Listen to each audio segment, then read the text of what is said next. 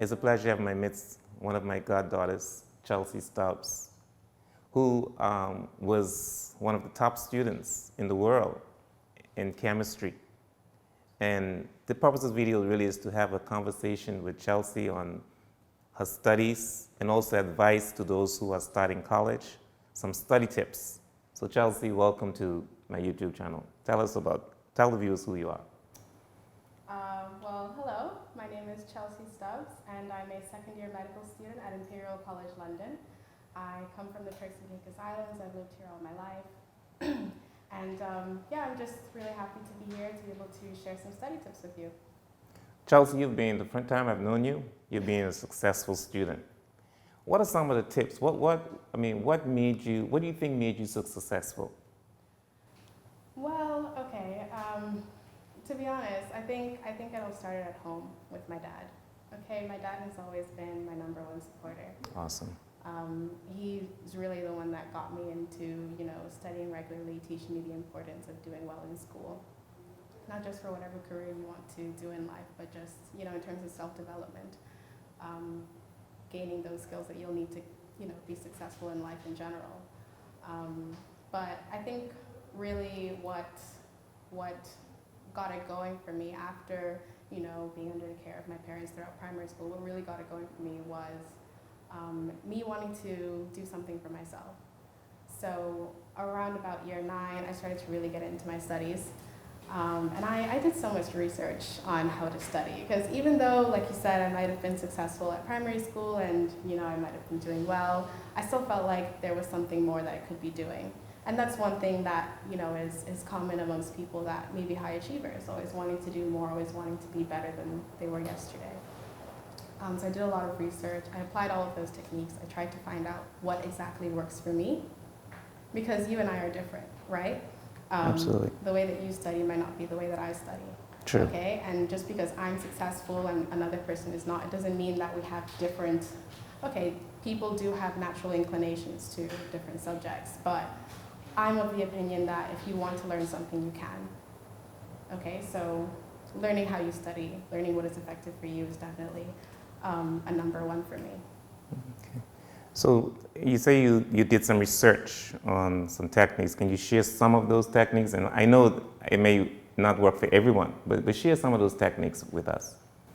Okay, so I did most of my research on YouTube, actually. Oh. Watching different YouTubers that talked about study techniques. So it's great that you tuned in to watch this YouTube channel. Yes. Yes. So some techniques that have worked for me, I started off doing flashcards. I started off doing manual flashcards, then I switched to electronic flashcards.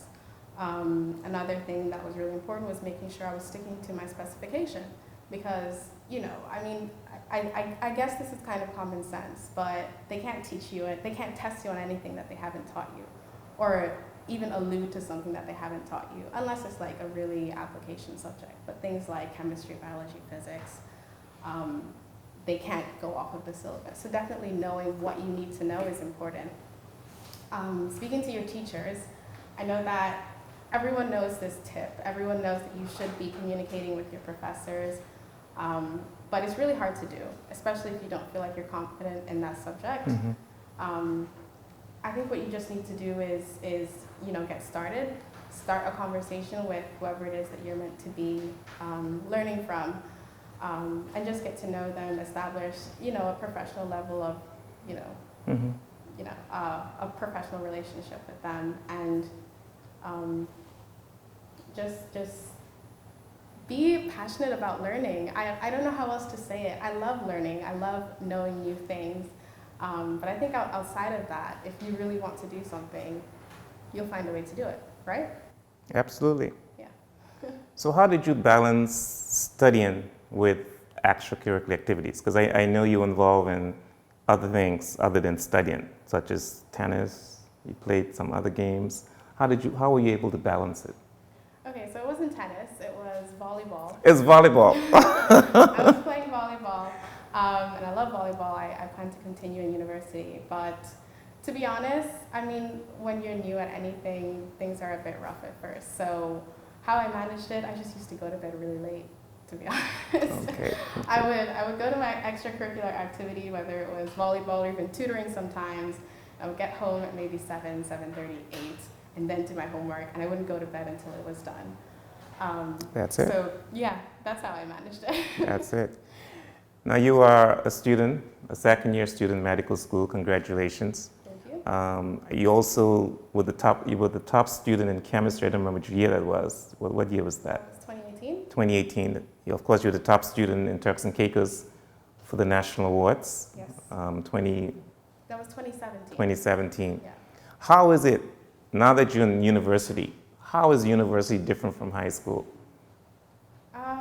So I think one thing that really stood out to me was the fact that in university, not everyone's running the same race. I feel like here I sort of felt like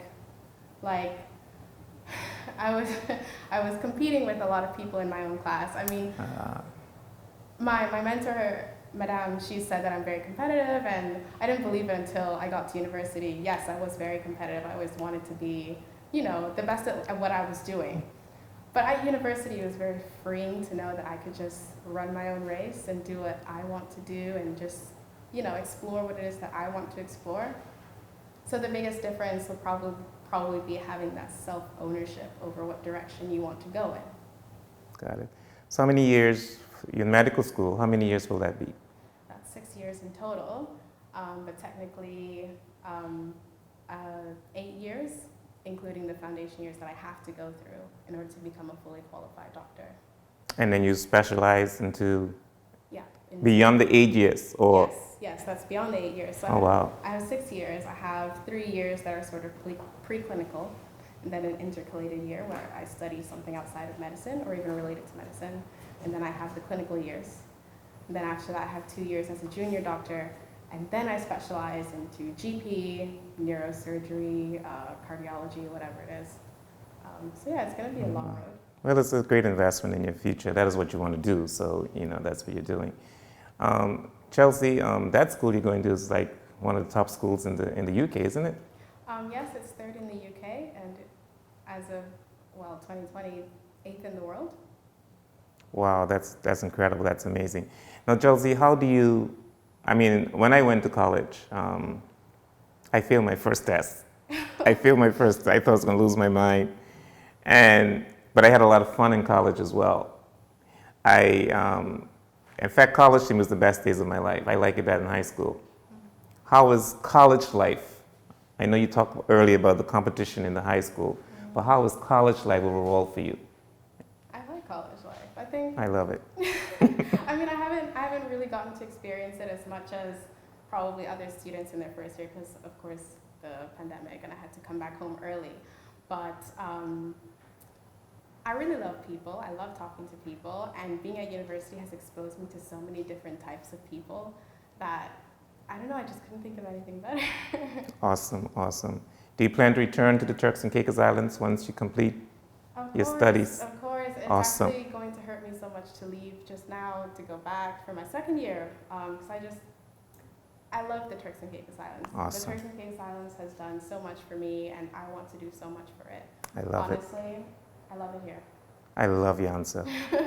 Chelsea, what closing remarks would you give to students who want to pursue tertiary education, who feel they haven't reached that mark in terms of the scores that they need to enter university or college? Well, what advice would you give them? Well, that would depend on what level they're at the moment. If they're sort of lower down in high school, honestly, it's not too late to get those scores up, and of course employ some of the study techniques that I suggested, or even do your own research on different study techniques that might work for you. If you're later on in the course, in your secondary education, it will be a bit more difficult. Fortunately, I've been able to have sort of a straight path into medicine. I know a lot of students from here as well, they probably don't get the grades that they need at A-levels, and so they have to do another degree and then go into medicine. I noticed that. Yeah. But the standard way in is just A-levels, get the grades, go into medical school, and carry on from there. What I would say, though, is that, like I said, when you're in college and university, everyone's running their own race, okay? So if you want to do something, if you want to do construction, engineering, medicine, forensics, criminology, whatever it is, your path is not going to look like mine. Absolutely. Okay, so if you have to go and do another course to then, get into medicine, for example, that's fine, that's perfectly fine. No one is going to look down on you because of that. At the end of the day, we're all going to be doctors, working in the same hospital, treating the same patients. Exactly. Giving them the same attention that we would as someone who just went straight into medicine. Like, that doesn't matter, right? But of course, you need to get in touch with people or speak to people that might know other people that can sort of guide you, okay? Of course, I'm always willing to help anyone that is thinking about going to medical school, and I have other contacts that have taken different routes that I'm sure would be happy to talk to you. But get those contacts, okay? Make sure you know what it is that you want, and if you don't exactly know, of course, take a year out maybe to decide. But if you want to do it, right? Right. And pursue that with all your heart. Trust in God, okay? And Chelsea, my last question to you. I mean, there's a lot. Is this something you always wanted? Because in the Turks and Caicos Islands, a lot of societies, students sometimes are being forced to choose like medicine and professional degrees, such as a lawyer. Was that for you? Is this something you always wanted to do? You were not forced to choose the subject. There's something that you want to do. So I'm very thankful to my parents, right? I never felt like they forced me to do anything, right? Of course, I spoke about my dad. He always encouraged me to be diligent with my studies, but he never said, I want you to be an accountant like him. I want you to be a doctor. I want you to be a lawyer. That was never said to me. To answer your question directly, I had the idea to be a doctor from a young age, but, and this is actually something that I want to pick up on later on in my professional career, I never felt like I could do it, to be honest. And that's really? Because, that's because I didn't have that many people around that I could look up to that were from here, that maybe started in the Turks and Caicos Islands, that I could say, okay, if they can do it, I can do it as well. So I kind of pushed that thought back in my mind for like a very long time, and I said, okay, I want to do something with business and finance. That's what my dad was doing. But when it really came time to apply to university, I said, let me just apply to do medicine. I'm not sure if I'll get in. If I don't get in, I'll apply next year and I'll do finance or whatever. But I took a shot, and here I am. Amazing. Amazing. Chelsea, thank you so much for being on this YouTube channel. I enjoyed this conversation. I wish we could stay longer. Me too. But we'd love to have you on another time, and I wish you the greatest success in your second. I'm proud of you, Chelsea. I mean, you're like my own daughter. Of course. I'm proud of you, and I wish you the greatest success, and I'm so glad that you return to Turks and Caicos once you complete your degree. Thanks again.